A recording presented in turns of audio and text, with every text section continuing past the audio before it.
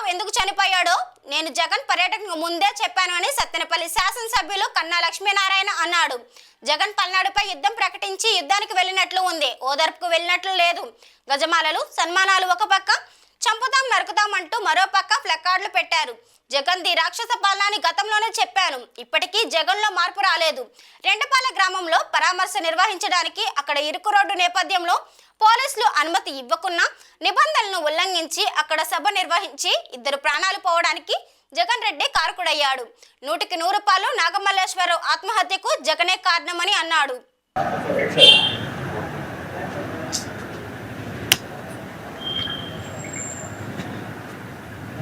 నేను 17వ తారీఖు ప్రెస్ మీట్లో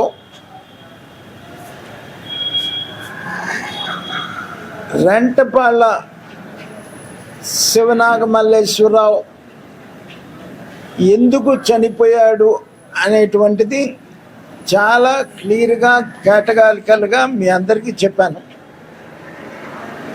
మీ ద్వారా ఈ రాష్ట్రంలో ఉన్నటువంటి ప్రజలందరూ కూడా చూసుంటారని నేను అనుకుంటున్నాను. కానీ నిన్న ఆ ఓదార్పు యాత్ర సందర్భంగా పోలీసులు ఇచ్చినటువంటి అనుమతికి విరుద్ధంగా పల్నాడు మీద యుద్ధం ప్రకటించి యుద్ధానికి బయలుదేరినట్టు జగన్మోహన్ రెడ్డి నిన్న బయలుదేరటం చూస్తుంటే అది నువ్వు ఓదార్పుకి వెళ్ళినట్లుందా, లేకపోతే నువ్వు పల్నాడు మీద యుద్ధం ప్రకటించడానికి వెళ్ళినట్లుందా అని చెప్పేసి నేను అడుగుతా ఉన్నా. నీ ఓదార్పుకి వెళ్తా ఉంటే నీకు గజమాలలు సన్మానాలు ఒక పక్క, ఇంకొక పక్క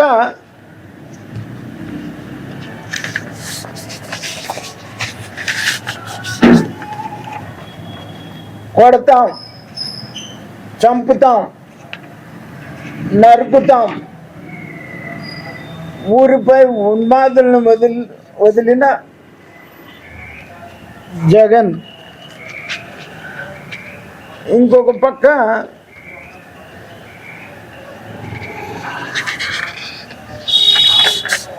ప్లే కార్డ్స్.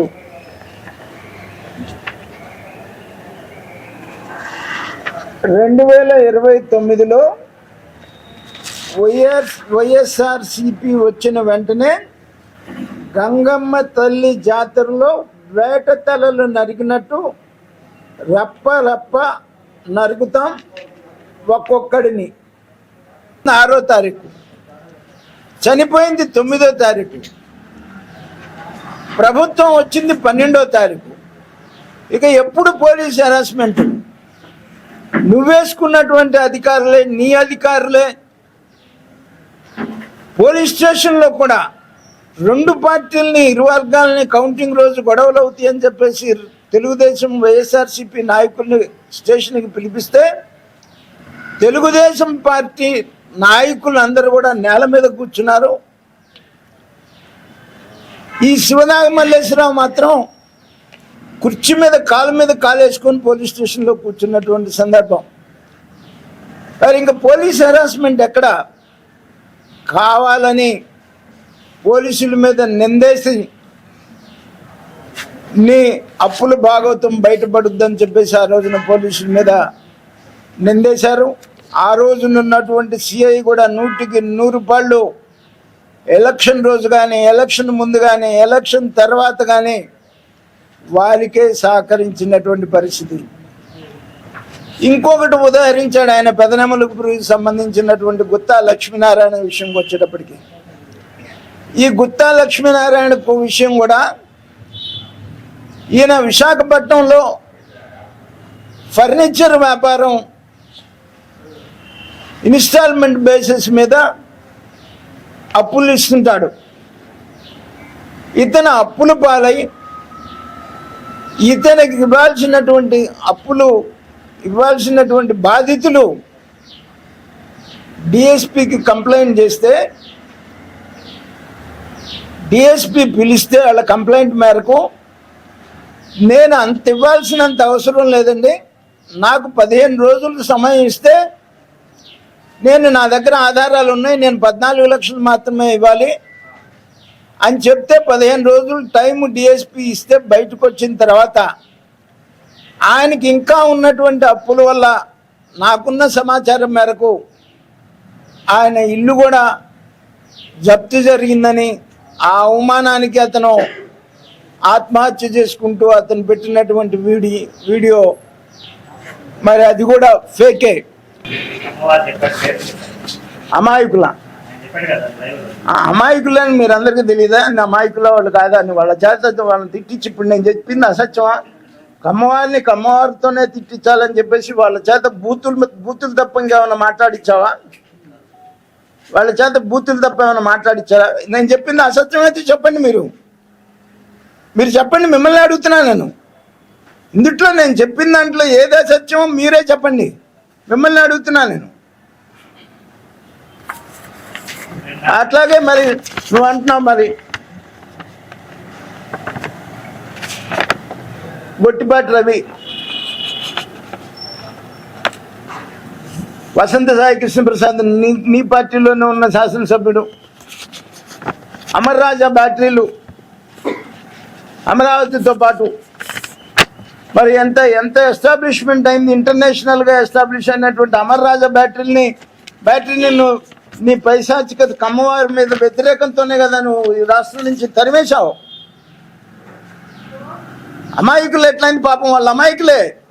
కానీ నీ పైశాచిక ఆనందం కోసం, నీ పైశాచిక ఆనందాన్ని తృప్తిపరచడం కోసం, నీ కళ్ళల్లో ఆనందం చూడటం కోసం నువ్విచ్చినటువంటి స్క్రిప్ట్ చదివి వాళ్ళు ఇవాళ ఈ దుస్థితికి ఈ స్థితికి రావడానికి ప్రధాన కారణం నువ్వు అన్నది నేను చెప్పింది అబద్ధమా? మరి ఇంకెట్లా?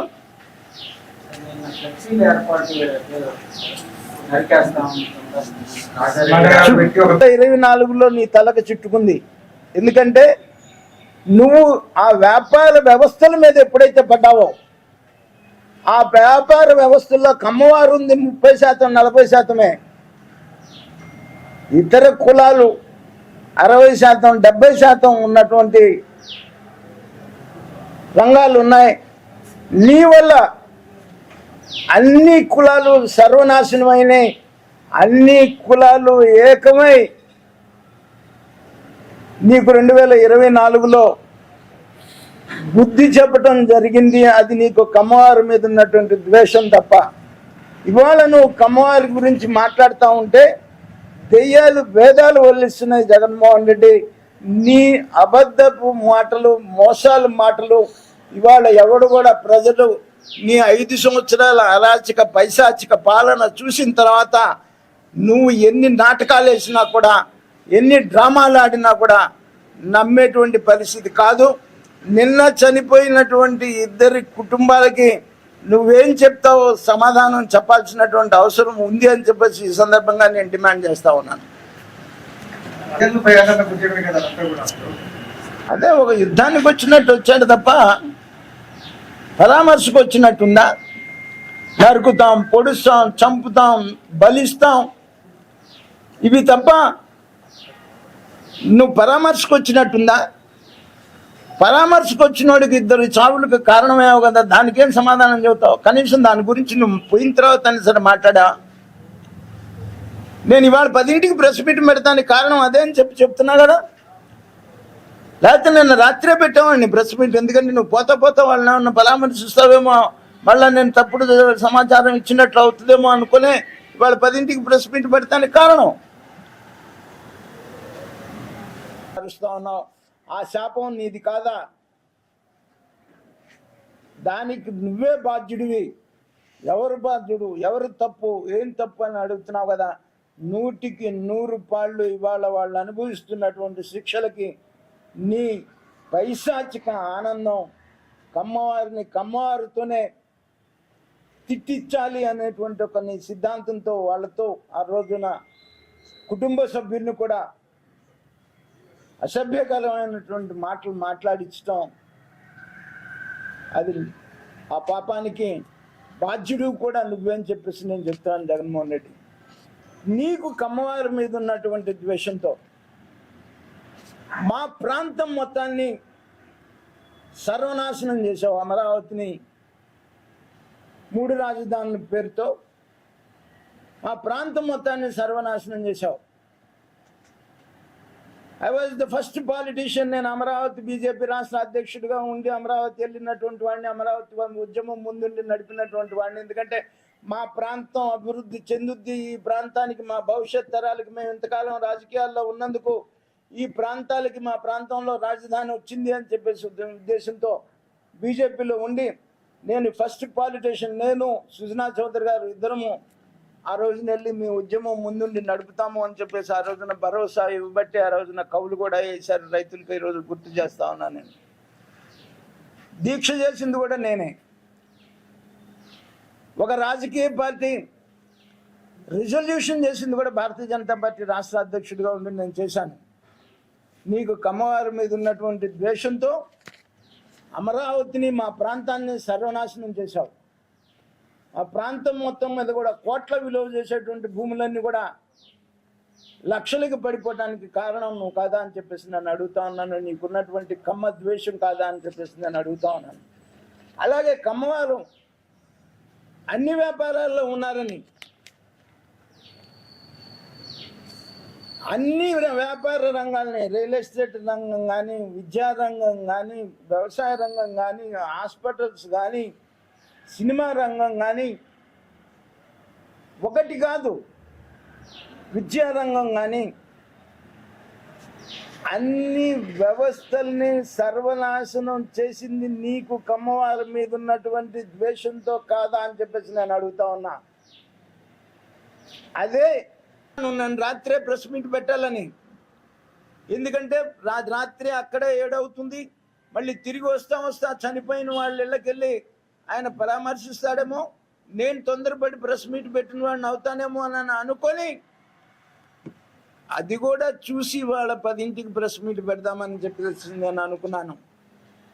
నీ వల్ల, నీ యుద్ధానికి బయలుదేరినటువంటి నీ అరాచక ర్యాలీ వల్ల 2 ప్రాణాలని బలికొన్నావు. కనీసం వాళ్ళ కుటుంబాలకు నువ్వేం చెప్తావో మరి వాళ్ళ ఒక్క మాట కూడా నీ నోటి నుంచి వచ్చినటువంటి సందర్భం దాని గురించి లేదు అని అడుగుతా ఉన్నాను. దానికి నువ్వేం చెప్తావు, వాళ్ళ కుటుంబాలకు ఏం చెప్తావు అని అడుగుతా ఉన్నాను. అలాగే నిన్న పాపం ఆయన ఒక మొసలి కన్నీరు కార్చారు కమ్మవారి గురించి. పాపం కొంతమంది కమ్మవారు తెలుగుదేశం పార్టీతో డిఫర్ అయి నిన్ను నమ్మి నీతో కలిసి ప్రయాణం చేద్దామని చెప్పేసి నీ దగ్గరికి వస్తే వాళ్ళని నువ్వు ఆ రోజున ఎలా వాడుకున్నావు? వాళ్ళందరి చేత కమ్మవాళ్ళని కమ్మవాళ్లతోనే తిట్టించాలి అనేటువంటి ఒక నీ పైశాచిక ఆనందం కోసం, నీ సైకో కళ్ళల్లో ఆనందం నింపటం కోసం నువ్విచ్చినటువంటి స్క్రిప్ట్ని చదివించి ఇవాళ వాళ్ళందరూ కూడా ఇబ్బందుల్లో పడటానికి కారణం ఆ శాపం నీది కాదా జగన్మోహన్ రెడ్డి అని నేను అడుగుతా ఉన్నా. పైగా అందరి పేర్లు చదివావు. నువ్వు చదివినటువంటి వాళ్ళందరూ పేర్లు కూడా ఎంత అప్రజాస్వామ్యంగా, గౌరవప్రదమైనటువంటి శాసనసభని ఒక కౌరవ సభ చేసి, బూతుల సభ చేసి ప్రజాస్వామ్యాన్ని అపహాస్యం చేయించి సునకానందం, రాక్షసానందం పొందినటువంటి పరిస్థితి నీకు ఆ రోజున నువ్వు గుర్తు రాలేదా అని చెప్పేసి నేను అడుగుతాను. వాళ్ళ మీద ఉన్నాడని చెప్పేసి నువ్వు అనుకుంటున్నావా అని చెప్పేసి నేను అడుగుతున్నాను జగన్మోహన్ రెడ్డి. పైగా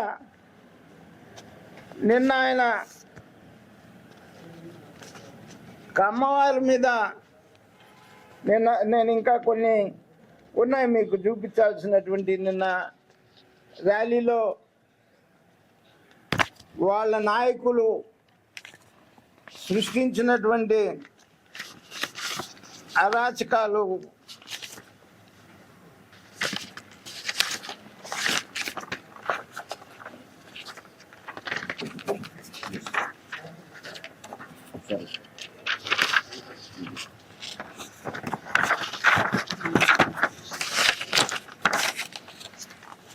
ఎప్పుడన్నా వైసీపీ ప్రభుత్వంలో ఏ నాయకుడైనా బయటికి రాగలిగాడా?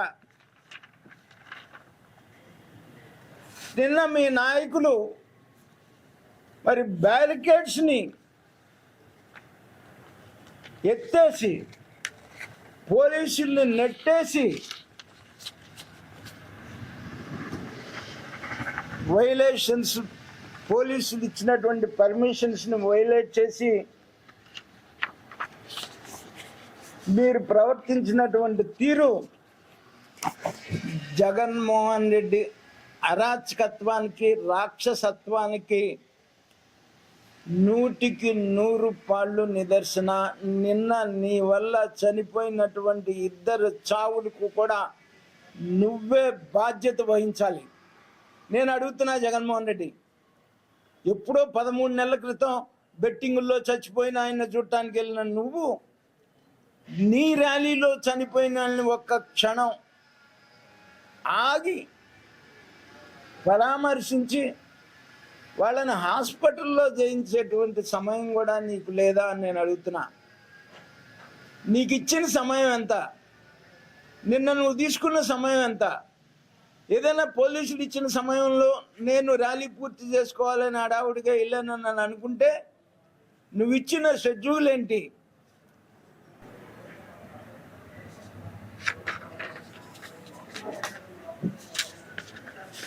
మొదటి నుంచి కూడా నేను బీజేపీలో రాష్ట్ర అధ్యక్షుడిగా ఉండి కూడా ఈయన ప్రభుత్వం అధికారంలోకి వచ్చిన తర్వాత 4 నెలల్లోనే ఇది ఒక రాక్షస పాలన అని చెప్పేసి 4 మాసాల్లోనే చెప్పినటువంటి పరిస్థితి. ఈ రోజు వరకు కూడా జగన్మోహన్ రెడ్డి ప్రవర్తనలో నిన్న జరిగినటువంటి అరాచక ర్యాలీకి ఏమన్నా మరి సంబంధం ఉంది కదా? నీ అరాచక పాలనకి ప్రతిపక్షంలో ఉన్నప్పుడు కూడా నీ అరాచక చేష్టలకి ఏమి మార్పేమి నీకు ప్రజలు బుద్ధి చెప్పినా కూడా వచ్చినటువంటి పరిస్థితి కాదు. పూర్తిగా 100కి 100 నాగమల్లేశ్వరరావుకి చావుకి కారణం వైఎస్ జగన్మోహన్ రెడ్డేనో, దాంట్లో ఏ విధమైనటువంటి సందేహం లేదు. నిన్ను నమ్మి బెట్టింగులు పెట్టి బెట్టింగుల్లో ఓడిపోయి వాళ్ళ తండ్రి స్వయంగా కారెక్కించి గుంటూరు పంపించాడు.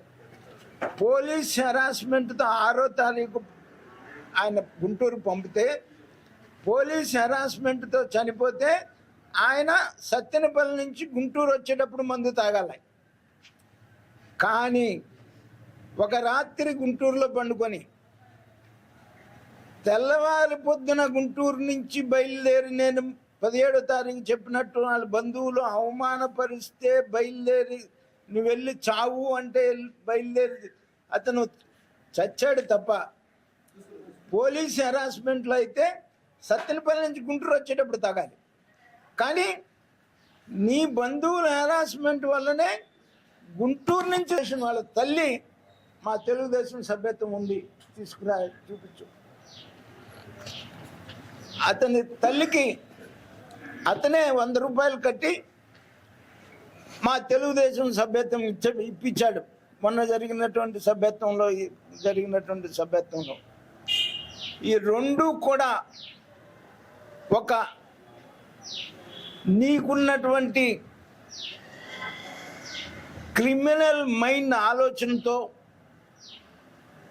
నువ్వు దురుద్దేశంతో పల్నాడు ప్రజల్ని అవమానపరిచే విధంగా నిన్న నీ ర్యాలీలో 2 ప్రాణాలు బలికొన్నావు. ఇంకో పోలసాని జయవర్ధన్ రెడ్డి, చిల్లి సింగయ్య, వీళ్ళిద్దరు ప్రాణాలు బలికొన్నావు నీ అరాచక ర్యాలీ వల్ల, నీ పైశాచిక ప్రవర్తన వల్ల. అలాగే అన్నం పున్నమ్మ అనే ఆమెకి భృగుబండ విలేజ్ ఆమె కూడా లెగ్ ఫింగర్స్ ఫ్రాక్చర్ అయ్యి హాస్పిటల్లో ఉన్నటువంటి పరిస్థితి. నువ్వు ప్రజాస్వామ్యాన్ని గురించి మాట్లాడుతుంటే దెయ్యాలు వేదాలు వల్లిస్తున్నట్టున్నాయి. నేను రాష్ట్ర బీజేపీ అధ్యక్షుడిగా మీ సాక్షిగా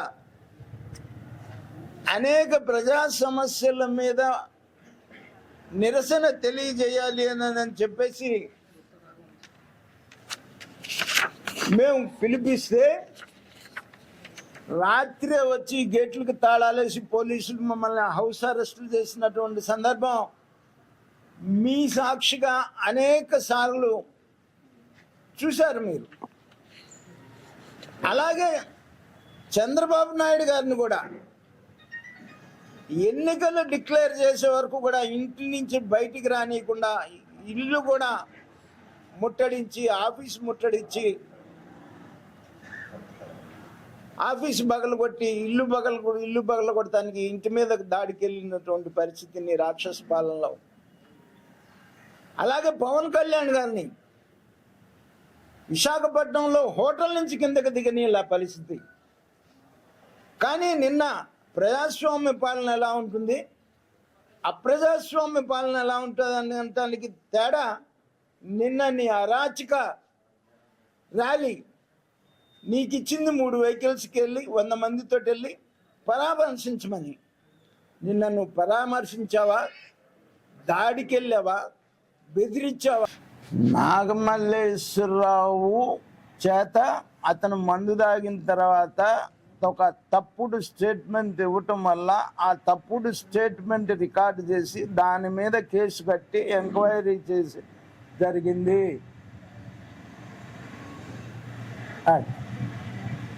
మీరు ఇచ్చినటువంటి తప్పుడు కేసు వల్ల